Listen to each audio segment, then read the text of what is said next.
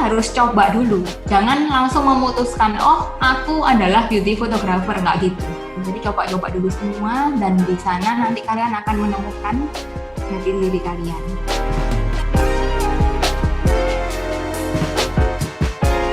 Salam Petra Nation, halo apa kabar? Dimanapun sahabat Petra Business Insight berada, kiranya kasih karunia dari Tuhan Yesus senantiasa melingkupi kita. Hari ini saya sangat gembira dan excited karena untuk beberapa waktu ke depan saya akan mendengarkan cerita dari kawan lama saya yang dulunya adalah salah satu mahasiswa sastra Inggris UK Petra angkatan 2006. Orang-orang mengenalnya dengan nama panggilan Vivian Jiang.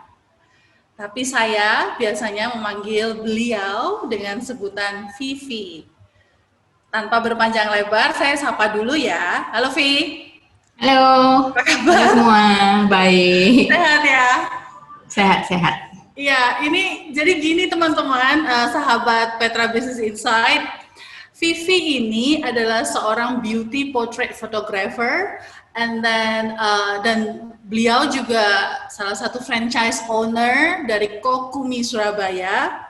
Dan saya yakin udah pada kenal, udah pada tahu dengan Sony ya, merek kamera yang sangat terkenal di dunia. Nah, Vivi ini adalah salah satu Sony Alpha Guru. Kira-kira apa yang akan kita bicarakan pada pagi hari ini? Yuk kita langsung aja tanya sama Vivi beberapa hal yang saya yakin kita semua bisa belajar dan juga kita semua bisa petik kebijakan dari seorang Vivi. Karena apa? 2006 pada saat Vivi masuk sebagai seorang mahasiswa itu pertama kali saya mengajar. Oh by the way, nama saya Melinda, saya dari English for Creative Industry UK Petra. Vivi adalah satu-satunya mahasiswa yang bisa mengupayakan izin resmi dari penulis sebuah karya pementasan, bukan pementasan, karya drama yang harus dia pentaskan. Jadi ketika yang lain itu cuma tinggal pergi ke perpustakaan dan ambil naskah, Vivi nggak mau seperti itu. Dia cari naskah yang baru dan dia kontak penulisnya langsung. Saat itu 2006 ya, oke lah, kita sudah punya internet ya, Vi. Tapi keberanian itu hal lain ya untuk mendapatkan apa yang diinginkan. Oke, Vi. Tanpa berpanjang-panjang lagi, saya pikir Petra Nation akan belajar banyak sekali dari kamu. Jadi, saya boleh nggak tanya, kalau menurut Vivi sendiri, relasi Vivi dengan UK Petra, atau apa yang menjadi pengalaman yang memperkaya seorang Vivian Jiang, itu apa aja? Apa aja ya? Kalau dari Petra sih memang udah diajarin untuk tough gitu ya. Jadi kita harus berjuang gitu dalam kehidupan ini. Itu sih yang terus diaplikasikan sampai sekarang. Gitu kalau ya? Di dunia kerja ya. Kok bisa itu ya, Vi? Maksud saya biasanya tuh orang kalau ngomong, oh ya Petra itu belajar tentang kerohanian, dikuatin, kemudian ini dan itu, tapi atau mungkin bisa juga ngobrolnya kayak yang, oh saya belajar ilmu ini, ilmu itu, tapi kok Vivi bisa langsung ngomong, saya belajar untuk kuat di UKP. Apa ya? Karena mungkin dosennya Miss May kali ya.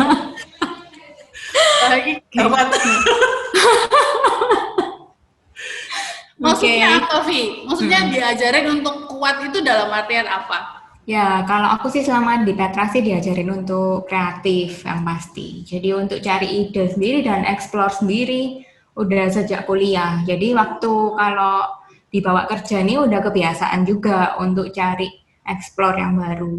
Nah itu kan sebenarnya tergantung masing-masing orang ya. Kamu boleh explore, kamu boleh cari dimanapun. Itu efek banget sih. Jadi dari Petra itu udah dikasih kebebasan dalam setiap tugas-tugasnya itu, yang kita ternyata kepake banget pada waktu kita kerja. Karena pada waktu kita kerja sekarang ini, kayak ya bebas, kamu mau ngapain, tinggal ide kamu kayak apa.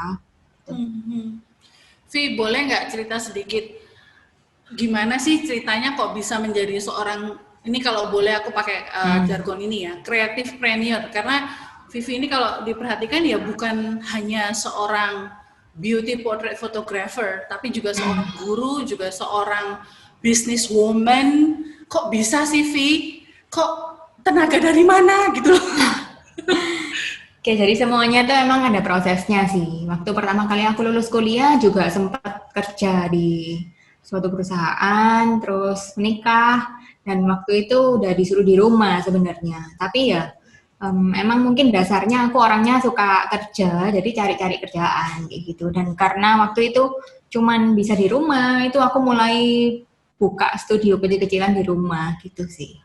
Itu awal mulanya untuk yang studio foto.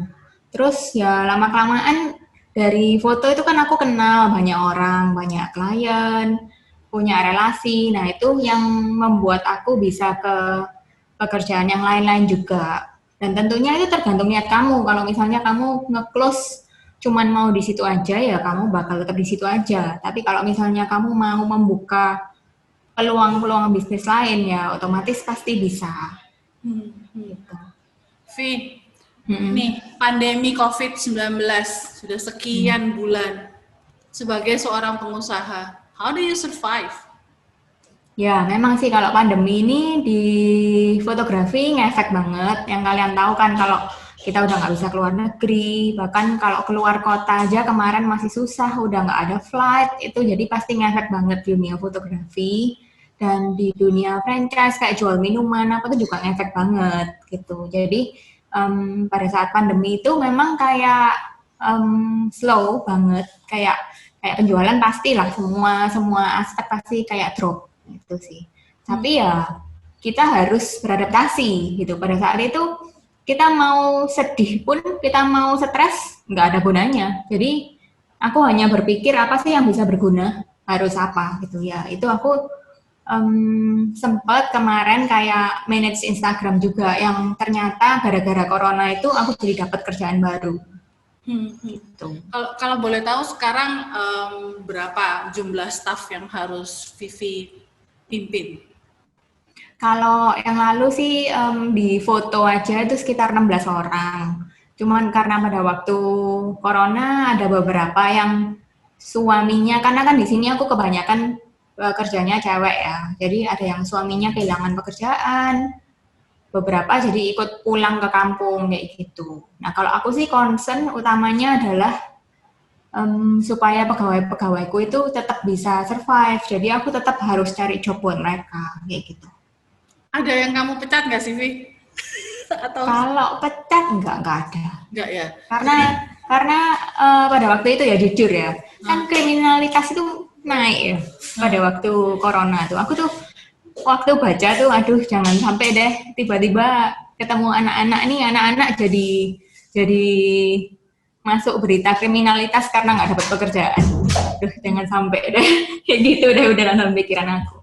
Jadi memang pada waktu itu tetap ada kayak 3 bulan itu pengurangan gaji, menyesuaikan.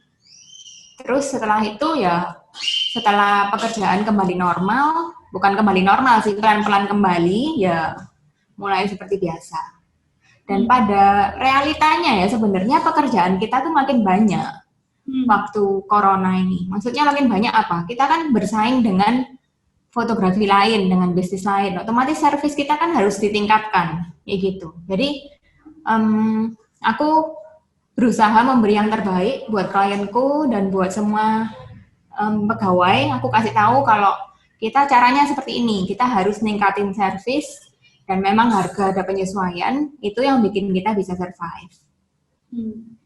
Bicara soal harga ya, dunia fotografi saya dengar benar-benar terpukul ya dengan tidak adanya kegiatan dan lain sebagainya. Ya, ada sih jurus jitu untuk Vivi menetapkan kebijakan sebetulnya ya. Jadi mengambil keputusan strategis sebagai seorang pimpinan perusahaan dan mengatakan kita boleh turun tapi di level ini gitu misalnya. Itu apa pertimbangannya, Vi? Ya, pertama sih kita pasti cari tahu pasar ya, kayak apa. Ada pasar yang udah hancur-hancuran harganya, karena kan mereka juga kepepet gitu. Jadi kayak memang kayak nggak ada wedding, nggak ada acara sama sekali. Otomatis fotografer freelance itu ya bingung karena mereka pada nggak dapat kerjaan kan. Jadi mereka pada mementingkan harga memang. Nah, kalau aku sih kemarin sebenarnya nggak kepingin mengikuti mereka gitu. Jadi aku potong harga, cuman masuk akal aja gitu. Kenapa? Kenapa kok aku nggak banting-bantingan harga? Karena aku masih melihat ke depannya. Mungkin nih nanti bulan April gitu, kira-kira kalau pandemi udah selesai, aku juga kepingin back to normal dong. Aku nggak kepingin kalau harga aku tuh jatuh banget gitu loh.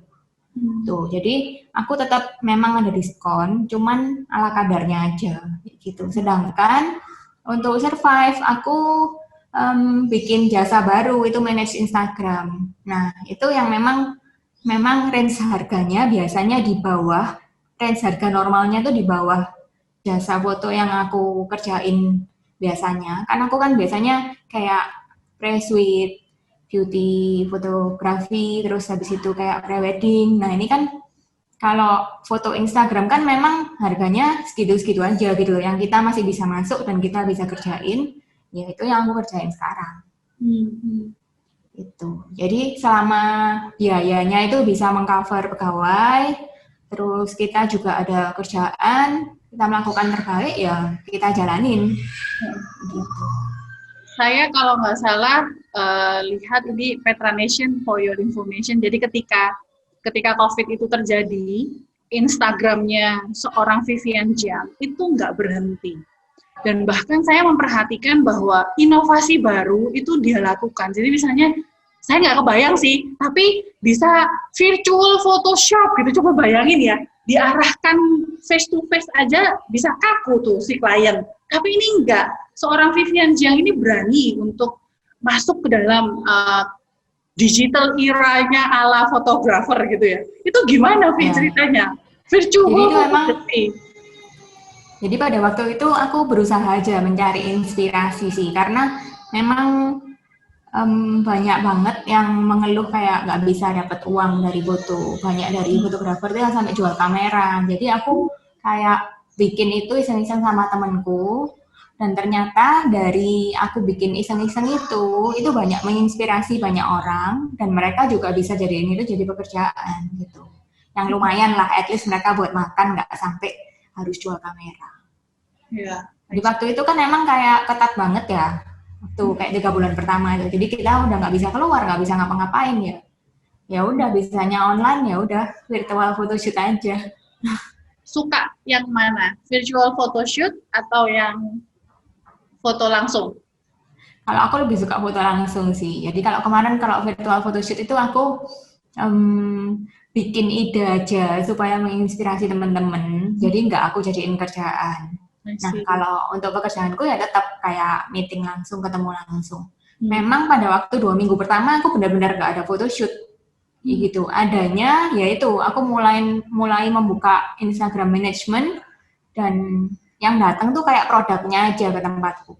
Jadi aku ada studio sendiri, itu yang bisa datang adalah produk-produk, misalnya kayak sabun, terus bedding, terus kayak kawat gigi apa gitu. Jadi yang dikirim adalah produknya aja, jadi no contact sama human. Ya. Menarik sekali loh, Vi. Tadi kan Vivi sempat bilang sebetulnya sudah diminta untuk tidak bekerja gitu ya. Itu satu. Iya. Tapi tetap bekerja. Kemudian yang kedua adalah dunia fotografi ini whether you like it or not, itu cukup didominasi oleh laki-laki. Iya. How can you survive? Sebenarnya ya itu sih, aku juga heran kenapa kok fotografer di Indonesia itu biasanya kalau cewek itu nggak tahan lama. Hanya beberapa aja yang aku tahu dia sampai kayak 10 tahun lebih gitu sih. Jadi aku sih kepengin banget menginspirasi fotografer wanita yang ada di Indonesia itu untuk tetap terus berkarya gitu sih. Karena emang kita ini langka gitu. Banyak yang fotografer itu kebanyakan ya cowok semua. Gitu. Mungkin ya karena dipengaruhi dengan lingkungan ya. Lingkungan kan biasanya kalau kita udah married, punya anak, itu kadang-kadang kita main perhatiannya itu hanya pada anak kan. Cuman kalau aku sih memang kan awalnya hobi, jadi kepengen untuk tetap tetap berkarya dan menginspirasi kalian. Bisa kok. Walaupun udah punya anak, kalian masih bisa bagi waktu untuk bekerja, bikin karya, dan tetap ada untuk anak. Sekarang anaknya udah 2 ya, Vi ya? Anaknya udah 2. Mereka gimana? Saya perhatiin juga Paris ya, putri pertamanya juga sangat fotogenik dan sering difoto. Ya, dan Paris itu malah sampai sekarang itu kayak setiap kali ketemu aku, ayo dong mami bikinin YouTube gitu kan. Ya. Kan anak zaman sekarang cita-cita YouTuber ya. Nah itu, jadi dia kayak excited juga. Dia setiap kali aku nganggur gitu, dia minta dibikinin video, dibikinin foto gitu. Biasanya ngarahin, kalau seorang Paris, diarahin atau gimana? Kalau dia udah terbiasa ya. Atau apa gitu? Iya, ada juga yang diarahkan. Cuman kalau anak-anak tuh memang kita lebih mengikutin aja sih, karena kan nggak bisa dipaksa terlalu pose gitu. Kalau aku sih lebih suka memang untuk fotografi itu lebih yang natural sih. Jadi yang nggak terlalu palsu pose. Dan anak aku itu juga udah mulai pegang kamera. Oh ya? Iya, dan dia itu dari umur 4 tahun udah bisa ngerti kalau fotoin dong kepala mami sampai badan gitu, dia udah bisa gitu. Dari 4 tahun dia kayak gitu. Terus fotoin dong sampai seluruh badan yang lurus ya, itu dia bisa gitu. Oh, oke. Jadi ini apa ya, hal positif dari memiliki seorang ibu yang adalah seorang suami guru. Gak semua orang bisa loh itu.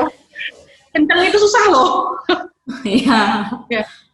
Kalau untuk klien sih, maksud saya kadang-kadang kan ini sahabat Petra Business Insight. Coba kalau misalnya nggak percaya sama apa yang saya omongin ya, cari aja deh di Instagramnya Vivian Jen. Vivi itu kalau posting, saya perhatiin nggak ada yang sama. Jadi ada aja gitu. Apa lagi ini loh? Apa lagi ini? Selalu ada hal yang baru. Gimana, Vi, caranya itu pakai semedi kah, yoga kah, atau harus minum apa, teh apa gitu, atau gimana? Oke, aku cerita agak panjang ya ini. Jadi gini, dulu aku waktu pernah ada di suatu titik nyaman di mana tipe fotoku tuh kayak gitu-gitu aja gitu. Titik nyaman, jadi paket foto laku, terus setting foto kayak gini laku gitu. Terus tiba-tiba ada beberapa pesaing yang mulai membuat jasa foto dengan kira-kira tipikal yang mirip gitu. Jadi pada waktu itu aku langsung pikirannya tuh berusaha mencari solusi. Gimana ya kalau misalnya kita menyediakan sesuatu yang sama, tapi harganya sebelah lebih murah, otomatis dong pindah ke sebelah gitu loh. Jadi dari sejak saat itu aku udah terlatih untuk selalu bikin yang nggak sama dengan orang lain gitu. Jadi kuncinya adalah jangan takut untuk ditiru. Terus yang kedua, kalian harus selalu berinovasi. Karena kalau kalian pikir ya, kalau misalnya foto kalian itu gampang ditiru atau bisnis kalian gampang ditiru, berarti nggak long lasting dong. Gimana caranya buat kalian bikin bisnis itu long lasting ya? Yaitu tadi kalian harus tetap inovasi, walaupun ditiru ya udah kalian tetap maju. Jangan kalian stuck di situ dan merasa sebel kayak ditiru, terus kalian meluangkan waktu, emosi untuk sebel-sebel aja, itu nggak akan membangun kalian gitu. Jadi intinya kalau aku setiap kali foto itu aku kepengen bikin yang baru. Jadi secepat apapun orang ngejar kamu, kan kalau misalnya orang niru pasti lebih cepat dong daripada kamu mikir. Itu kamu akan selalu one step di depannya. Ya, itu caranya adalah dengan kalian selalu mencari yang baru. Vi, capek nggak sih, Vi, cari yang baru terus? Ya, kalau hobi ya nggak bisa dibilang capek ya, karena kan kalau kita membuat sesuatu yang baru tuh kita juga ada personal feeling kayak satisfied gitu kan. Dan sekarang malah kalau aku ada beberapa orang yang terinspired apa gitu, aku malah seneng sih, malah berpikir untuk bikin apa lagi ya yang baru biar teman-teman bisa saling terinspirasi gitu. Thank you ya sharingnya. It means a lot for me, you know. Kadangkala memang kalau di dunia kreatif ini kan capeknya itu dimikir ya. Dan kadangkala ketika buah pikirannya ini ditiru oleh orang itu bisa sebelnya itu bisa berkali-kali lipat gitu loh. Tapi ya benar juga yang Vivi katakan bahwa ngapain ya sebel, lebih baik keep going ya Vi ya. Keep on creating something new. Iya benar. Apa Vi? Kalau boleh share Vi, hasil yang paling bisa mendatangkan rasa satisfying gitu atau yes I did this itu apa Vi? Boleh nggak cerita sedikit? Kalau aku sih setiap kali ada project berusaha kalau bakal sampai seneng banget sama hasilnya gitu. Jadi walaupun itu klien, walaupun itu model, aku pasti berusaha untuk dapetin sesuatu yang beda sampai aku seneng. Gitu. Jadi di setiap project itu pasti aku bakal push myself buat sampai ke titik itu. Kalau enggak ya nggak mau berhenti. Kayak gitu sih. Pernah frustrasi nggak?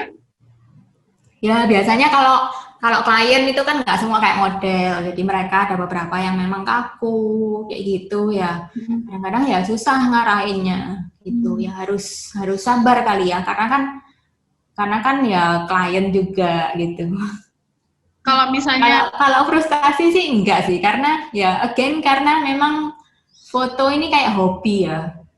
Gitu. Jadi kita harus selalu membawa itu ke fun. Nah, itu satu hal lagi, kalau kamu monoton di satu titik kamu bakal bosen banget. Jadi aku pernah ngerasain itu. Jadi kayak fotoku gitu-gitu doang, dapat duit ya lumayan. Tapi kayak gitu-gitu doang tuh kayak aduh foto ini lagi apa gitu loh, kayak ada pernah feeling kayak gitu. Nah, itu kan berarti ada yang salah gitu loh. Antara kamu terlalu over kerja atau karena mungkin kegiatannya membosankan ya. Jadi gimana kita buat supaya kegiatan kita nih kerja tapi nggak ngebosenin. Itu kamu ajarkan juga ke staff dan karyawan yang harus Vivi pimpin nggak? Kalau fotografer ya, jadi aku selalu push mereka untuk deliver yang baru. Nggak semua orang tuh cocok sama aku, karena di setiap karyaku itu aku selalu review gitu. Jadi bahkan untuk punya aku sendiri aku juga review. Aku juga tanya ke mereka, kira-kira kalau kemarin itu aku kurangnya apa sih? Kayak gitu. Kira-kira yang bisa diimprove apa? Jadi aku udah nggak mungkin ngomong baiknya gitu ke mereka. Jadi pasti aku review project kamu kemarin kurangnya ini gitu. Jadi mereka bakal nyari yang kedepannya untuk improve, bakal nyari yang improve. Kadang kalau orang nggak tahan banting, itu kayak merasa apa ya? Kayak merasa tertekan kali ya kalau dibilang kurangnya terus. Tapi untung sih aku dapet tim fotografer ini yang memang udah secara apa ya? Secara feeling mereka tuh udah ngerti aku, mereka tuh udah cocok sama aku gitu. Dan itu memang butuh waktu untuk cari tim fotografer yang kayak gitu. Ya selama mereka kenal kita, selama tahu maksud kita itu untuk yang baik, ya bakal terus maju. I see. Udah berapa lama Vi ini Vi? Kalau fotografi hampir 10 tahun ya. 10 tahun ya? Jangan tanya berapa lama, nanti umurnya ketahuan. Gitu ya. Awalnya mulai dari berapa orang? Awalnya ya mulai aku sendiri. Oh ya? Itu kayak, iya sendirian. Jadi kayak foto sendiri, ngedit sendiri gitu. Dan aku kan emang basicnya dulu nggak di DKV kan. Orang-orang tuh pada nyangkain aku di DKV. Padahal kan aku di sastra Inggris kan gitu. Ya, sastra Inggris. Jadi belajar Photoshop apa itu ya otodidak. Gitu. Jadi nggak pernah ikut di instansi manapun, jadi aku cuman buka YouTube aja sih, sama kayak beli beberapa buku itu. Nah, waktu itu kan zaman-zaman itu kayak masih musim kita belajar dari buku. I see. I see. Kalau misalnya ada klien yang, kalau nggak salah pernah foto Gubernur Pak Dekarwo ya? Iya. Itu tegang nggak sih, Vi? Misi Pak, gitu. Atau gimana? Pak Dekarwo baik banget sih, jadi nggak tegang. Gitu ya? Ya gini sih, tegang itu kamu pasti berbagai macam penyebabnya. Pertama karena mungkin kalau kamu tuh nggak prepare dengan benar, otomatis kamu tegang dong. Gitu. Jadi aku kalau misalnya ada project-project itu selalu berusaha prepare itu kayak H-1 gitu biasanya. Jadi kemarin sebelum ke tempatnya Pak Dekarwo itu aku juga minta izin untuk cek lokasi tempat yang buat difoto di mana. Terus aku juga ngatur lightingnya kayak beberapa jam sebelum foto. Jadi pada waktu photoshoot ya udah lancar. Gitu. Berapa jam kalau satu sesi foto biasanya? Kalau biasanya sih satu look kayak sekitar 1 jam gitu. Cuman ada beberapa orang yang memang kayak Pak Dekarwo apa gitu kan biasanya nggak bisa kalau terlalu lama. Jadi kita udah harus benar-benar prepare banget kan pada saat itu ya udah. Setelah itu beres gitu. Pernah nggak dapet klien yang istilahnya itu high class gitu ya, tapi waktu diarahin itu kakunya minta ampun? Ya pernah sih, karena kan mereka bukan model ya, jadi pasti ada beberapa yang kaku banget. Terus diapain sih? Dipijetin supaya nggak kaku. Biasanya sih kalau foto sama aku tuh orang-orang tuh kayak yoga gitu loh. Jadi biasanya udah aku tekuk-tekuk gitu. Gitu ya. Nah, jadi ya agak dipaksa. Gitu. Jadi langsung diarahin. Kalau diarahin lewat ngomong aja nggak bisa, berarti aku harus maju untuk kayak nekan sinilah kayak oh ini pundaknya kurang ke sini atau mukanya kurang ke sini gitu. Langsung disentuh gitu kalau misalnya dia nggak bisa. Gitu. Dan aku pasti ngomong sama klien-klien itu memang posenya nggak enak, cuman di foto kelihatan bagus. Gitu. I see. Vi, pesennya Vivi untuk Petra Nation yang mau berkarir sebagai fotografer. Ini misalnya nih ya, saya perhatikan kan semakin lama semakin cepat sekali pertumbuhan jumlah fotografer, especially di Surabaya yang saya perhatikan. Ada pesan nggak untuk Petra Nation? Ya, intinya kalau kalian mau sukses, kalian harus punya ciri khas yang benar-benar milik kalian sendiri, yang kalian nggak niru-niru. Terinspired itu boleh, tapi jangan kayak total niru gitu. Terus kalian ya harus konsisten untuk berkarya, gitu. Jadi memang sekarang fotografer tuh banyak. Cuman apa sih yang membuat orang itu milih kalian itu apa? Itu yang harus kalian punya. Oke, Vi, satu pertanyaan Vi. Vivi kan selalu bilang bahwa kamu harus berusaha untuk cari ciri khasmu, usaha untuk selalu cari yang terbaik. Caranya gimana, Bu? Oke, sebenarnya ada banyak cara. Cuman the easiest way adalah kalian bisa searching dimanapun itu. Kalau aku di Pinterest, di Google itu kalian bisa search dan kalian tendensi suka yang mana itu kalian pilih gitu dan kalian coba, kalian bisa nggak? Setelah kalian coba, jangan coba dari karya satu fotografer aja, tapi dari banyak banget fotografer. Nah, di sana ntar kalau kamu udah nyobain kayak 10 kali, 20 kali atau berapa banyak kali, kalian akan menemukan yang benar-benar kalian suka itu kayak apa. Gitu sih. Jadi kita harus coba dulu. Jangan langsung memutuskan, oh aku adalah beauty photographer, nggak gitu. Jadi dari awal itu kita harus mencoba dulu semuanya. Terus hati kamu di mana? Gitu.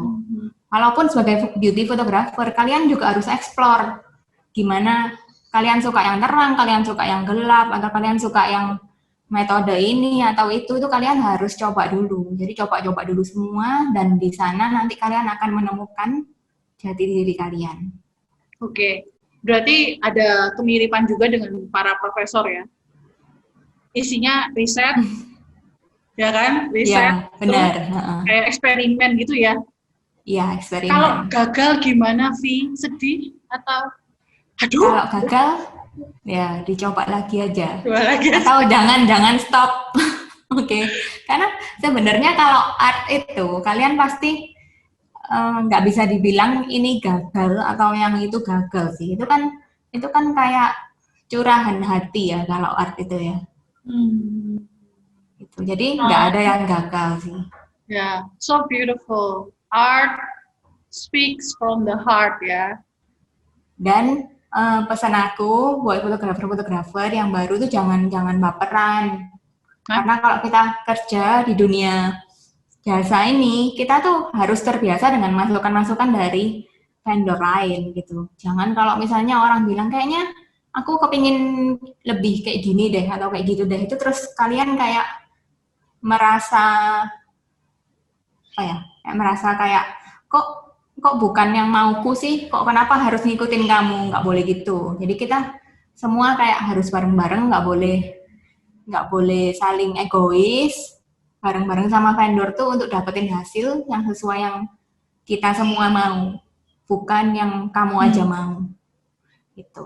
Okay. Karena kalau zaman sekarang itu memang vendor itu kayak udah banyak gitu loh, ada stylist, ada makeup artist, ada kamu fotografer.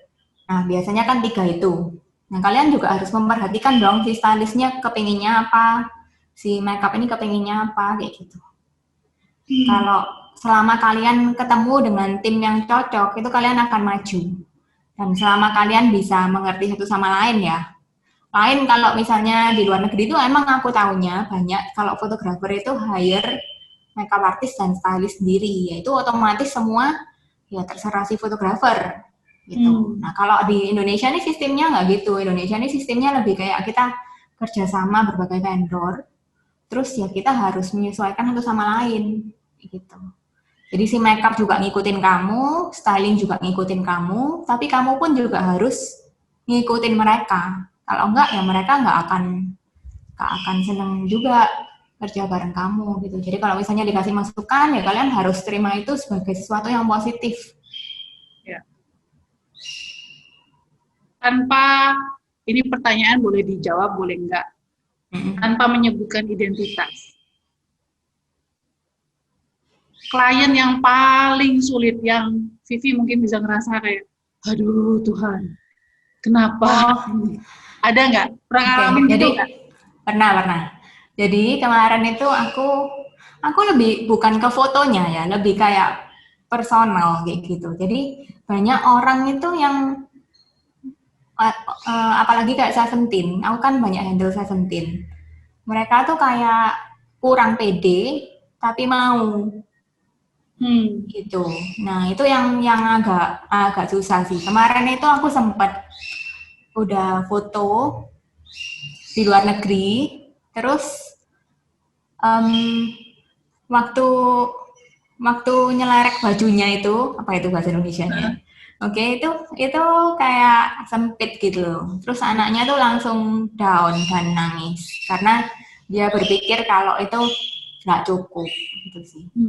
Jadi what I have to do itu kayak jadi maminya.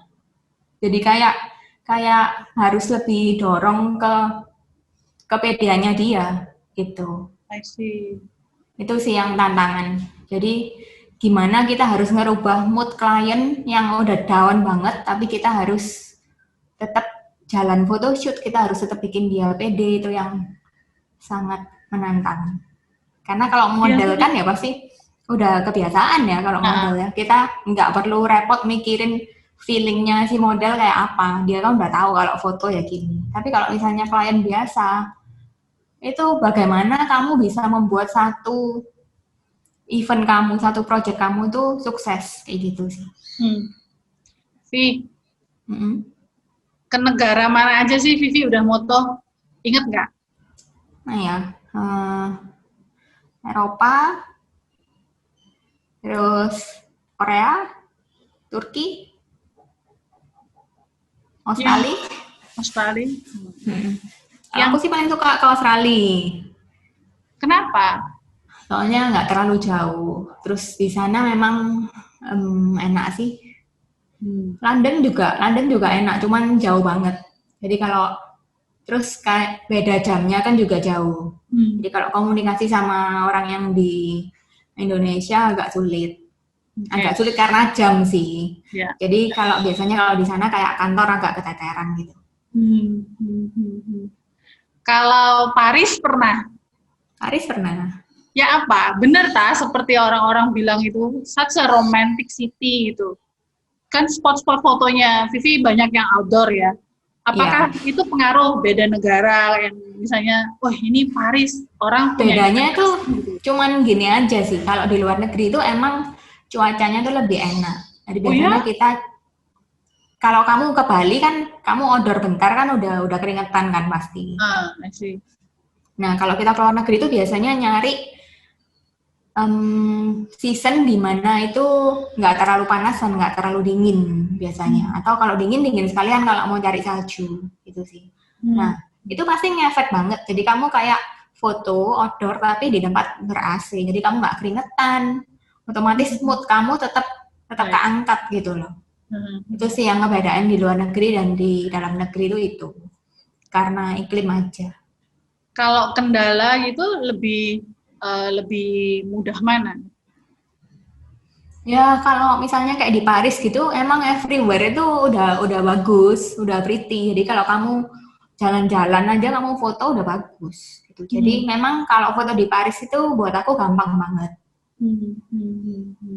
Tuh, nah sedangkan kalau di beberapa tempat yang emang nggak terlalu cantik ya otomatis kita gimana bikin cari sudutnya yang bisa jadi cantik kan. I see. Jadi bukan hanya kreativitas, tapi juga emosi harus dijaga, kemampuan kerjasama, team building gitu ya. Tapi kok berat banget ya jadi fotografer? Saya pikir pernah ya, aku tuh diajak ke Sumba. Gitu. Sumba? Nah, kalau di Sumba kan emang kayak kita harus trekking kan. Nah itu aku merasa nggak bisa pada waktu itu. Jadi aku bilang kalau di Sumba kayaknya aku ngerepotin kamu deh, gitu. Jadi at the first place kamu harus tahu kemampuan kamu tuh kayak apa, gitu sih. Jangan takut untuk ngomong di depan yang kamu nggak bisanya apa. Jadi pada saat hari itu kamu nggak nyusahin klien gitu sih. Jadi kalau misalnya aku di Sumba sih aku udah bayangin takutnya tuh aku mabuk dan nggak kuat trekking karena kan untuk ke satu spot tuh kita harus kayak 1 jam jalan kan. Gitu. Iya, iya. Kalau satu tim Vivi turun itu berapa orang sih? Biasanya sih kalau outdoor di dalam kota itu minimal 2 orang. Jadi 1 fotografer sama 1 lighting. Kalau keluar negeri biasanya 1 orang. Hah? 1 orang? 1 orang. Cuman biasanya untuk kayak flash apa itu dibantuin sama MUA untuk megangin. Oh gitu. Berarti gimana caranya? Maksudnya? Jadi biasanya jalan-jalan itu paling kayak pasangan couple 2, fotografer 1, makeup artist 1, udah berempat aja. And you should do everything then. Iya dong. Kan memang ya fotografer itu kan tukang. Gitu ya? Ini kalau katanya orang itu tukang yang kaya raya. Jadi menurut aku ya ada sih beberapa jasa yang mereka emang mudi gitu. Tapi kalau aku emang bukan orang yang kayak gitu. Aku sih berusaha kayak nggak nyusahin klien dan tetap melakukan apa yang menurutku jadi tugasku gitu. Jadi aku sih nggak harus aku harus berangkat 2 orang. Satunya asistenku, satunya yang bawain barangku gitu enggak. Gitu sih. Oke, ada nggak pesan, ini pertanyaan terakhir, pesan untuk yang mendengarkan Vivi? ketika menjadi seorang pemimpin di masa pandemi, apa sih yang menguatkan Vivi dan tetap membuat Vivi bisa memimpin? Ya, kalau aku berpikirnya, kalau aku down, itu kasihan banget. Orang-orang yang udah mempercayakan hidupnya ke aku, itu kan kadang-kadang ada yang keluarga juga. Jadi, kita sebagai pemimpin itu nggak boleh down. Itu sih kalau aku. Terus kita harus selalu mencari akal buat mereka, supaya mereka tetap bisa bekerja dan dapat gaji sesuai dengan haknya. I see. Thank you ya Vi, hari ini. Ini ngobrolnya, saya berharap ngobrolnya cukup santai, tapi entah bagaimana ini sudah seperti ngobrol sama seorang motivator gitu, bukan cuman ilmu skillnya aja yang memang sepertinya harus selalu diasah, tapi seorang Vivi yang saya kenal memang saya jarang pakai kata luar biasa karena orang-orang cukup sering pakai kata itu, tapi untuk kali ini saya bisa katakan Vivi adalah seorang Petranation yang memang luar biasa, yang bukan yang bukan hanya bisa menginspirasi Petranation lainnya, tetapi juga berani mengambil tanggung jawab sebagai seorang pimpinan dan juga memikirkan selalu staff-staffnya gitu, make sure ya they're okay gitu ya Vi. It's a very heartwarming. Thank you for being a very kind Petranation. Sebentar lagi Vivi, jadi mungkin cukup sampai di sini dulu perbincangan kita. Kiranya apa yang sudah dijadikan informasi atau apa yang sudah dibagikan lebih tepatnya, baik itu informasi, cerita hidup, tantangan hidup yang sudah Vivi bagikan meskipun hanya dalam waktu 30 menit, kiranya itu boleh menjadi berkat untuk teman-teman semua Petranation, sahabat Petra Business Insight dimanapun berada. Tuhan Yesus selalu memberkati, Tuhan Yesus selalu menjagai, dan salam Petranation. Salam Petranation.